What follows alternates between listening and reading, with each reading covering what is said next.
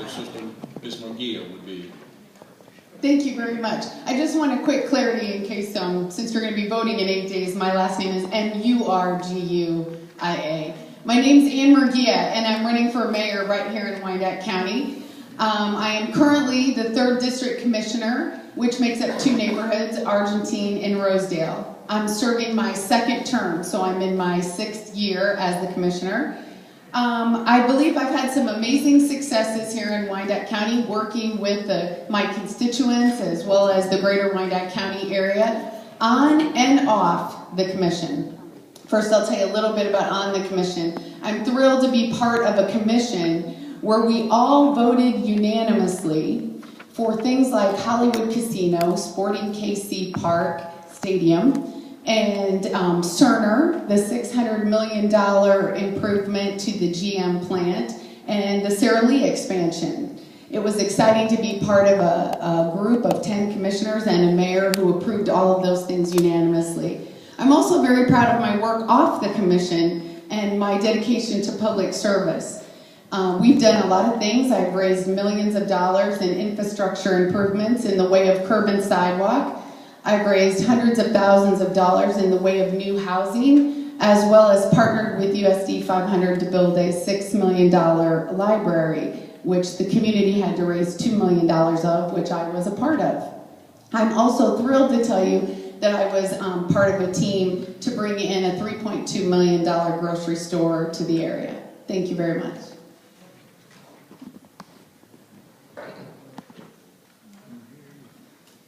Thank you. I want to thank everyone for coming out here. I know you have a lot of entertainment options this evening, and I'm glad you're spending this evening with us. My name is Reverend Dr. Mark Holland. I'm a 4th generation Wyandotte County and a 3rd generation pastor in the community. My church is Trinity right down the street at 51st, and I drive back and forth on Parallel regularly because my house is at 78th and Parallel. So this is my area that I serve and work in. I've been on the commission for 6 years also. I've served as an at-large commissioner, which means that I have been elected countywide and have represented the entire county. I think that big picture perspective is critical in understanding the needs of all the constituents in the community from across our great city. Kansas City, Kansas has added 6,000 new jobs in the last 6 years. One of my high priorities is to make sure that our citizens are connected to those jobs. Too few of the high-paying jobs in our communities go to folks who live elsewhere. We need to partner with our community college, with our school districts, the workforce partnership to make sure that our citizens, our students are trained and ready for those jobs so that that money turns over in our community again and again. I also want to make sure we're continuing to reinvest in the urban areas. We've had great success out west. We need to continue to plant that in other areas. The next 2 priorities for investment in the urban area has to be Indian Springs, which is a major issue. We need to push that over, get the officers out first, and then push it over, and bring in a new development to that. And then downtown. Our downtown is everyone's downtown, and we need to continue to invest in downtown for quality of life for all of our residents. Okay, now with the questions, I'm trying to be expeditious. First, and Mr. Holland, if you would respond first, what are the main differences between you and your opponent? That's easy. Other than the obvious, I'm sorry, other than the obvious.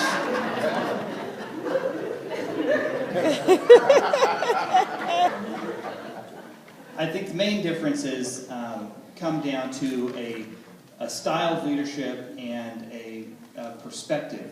I have the big picture perspective in terms of being at large in the community and seeing the county-wide needs that vary greatly from the needs in Piper to downtown to Rosedale to Bonner Springs.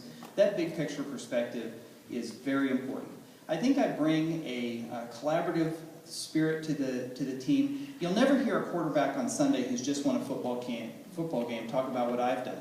It's always about what we do. And I think listening to the pronouns of how leaders describe their work is critically important. We can't do anything at the city without collaborative work with one another. So all the successes that we've had have been because of teamwork and what we have done. And I've been proud to be a part of that team.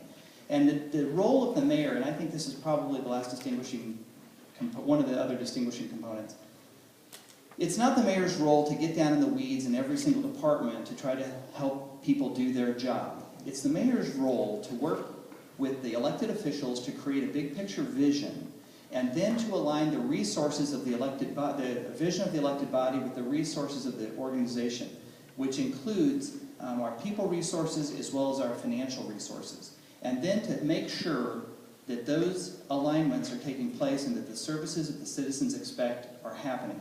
What I can do alone is this much. What we can do as a team is unlimited. And I want to encourage you to vote for a mayor who has the big picture team perspective.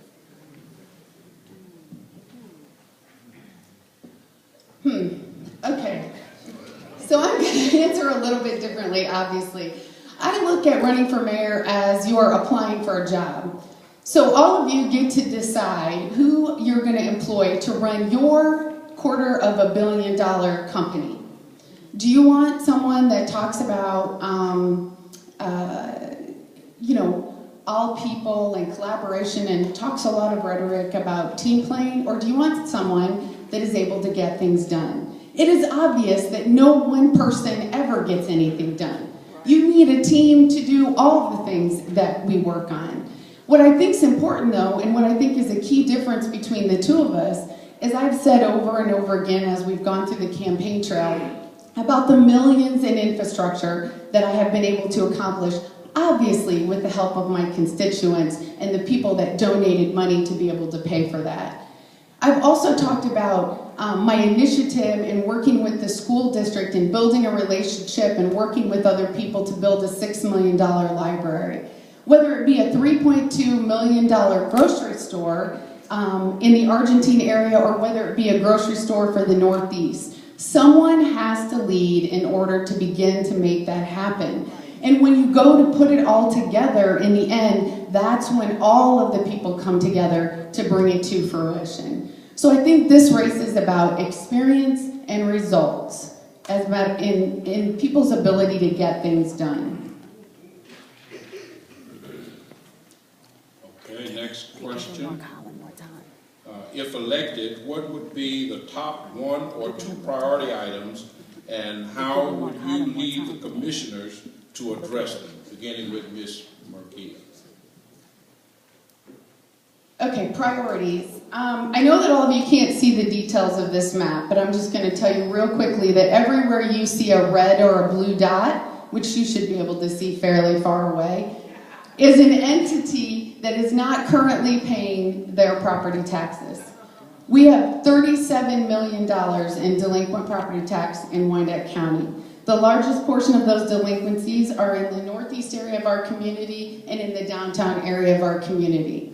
And I would have to tell you that if you've driven through those areas recently, other than being a good, responsible tax-paying citizen, I'm really not sure what they're paying property tax for. If you've seen the infrastructure, the lack of redevelopment in that particular area. So one of my primary priorities would be, first, I would do a survey of the entire county and do it by district. Second, it would be to work with the commissioner within each district to improve those areas, specifically in those areas that have struggled the most, like District 1 in the Northeast area and District 4 in our downtown area.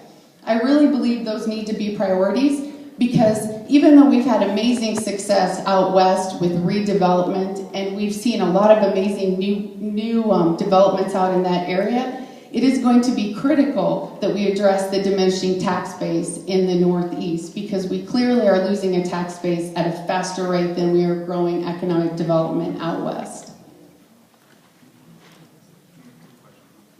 Yes, the question is, if elected, what would be the top 1 or 2 priority items, and how would you lead the commissioners to address them?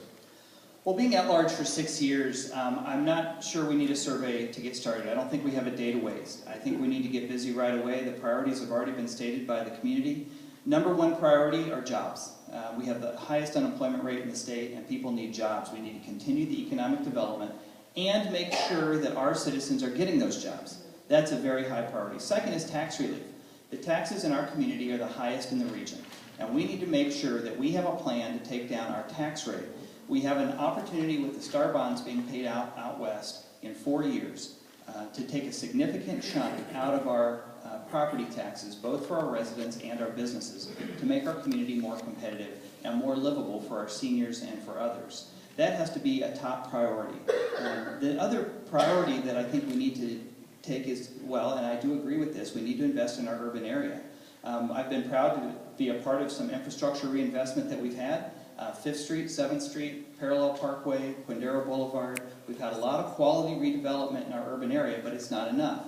We've also opened 4 new grocery stores in the last 6 years, and we need to open 4 more. We've opened Happy Foods North, not far from here. We opened the 18th and I-70. Do you remember what was at 18th and I-70 before that grocery store was there? Mercy. The pastors need to preach about that, and the prayers worked because we have an excellent development there now. But that's the kind of urban development that we need to multiply across of our community, and we can do that together. Okay, next question. Mr. Holland, if you would respond first. What is your philosophy on taxes, and what could citizens expect from you in this particular area? Well, taxes are a critical issue. When we had the worst recession in 100 years, the recession was real. It hit us at the federal level, the state level, and certainly at the local level. And we had an opportunity to do as many austerity cuts as we could at our city. So we took actions like this. We did a hiring freeze, and through the hiring freeze, we reduced the employees at the unified government by 15%. We froze salaries. All employees who were not union had a 4-year freeze in salary with no cost of living increase, and all union employees had 3 years of freezes with no cost of living increase. And we also did furlough programs for our employees who were non-public safety. What that meant is that they actually took a 6% pay cut during that time. We have had a very difficult time because of the recession with loss of revenue. Because the property values have dropped, we've lost a significant amount. The last-ditch resort that anyone would ever take would be to increase the mill levy. But we had an opportunity in 2011 to either lay off 120 employees who are all residents of this city, tax-paying residents of this city, and increase the unemployment, increase the housing crisis, and lay off 30 police officers and 30 firefighters. And it's time for courageous leadership. And so the majority of us were willing to take this much value loss and capture this much mill levy increase to keep those jobs and to keep the lowest crime rate in 30 years on track. I'm very proud of that, and we need to continue to take our taxes down as the values go back up. Thank you. Can you repeat the question, please? Yes.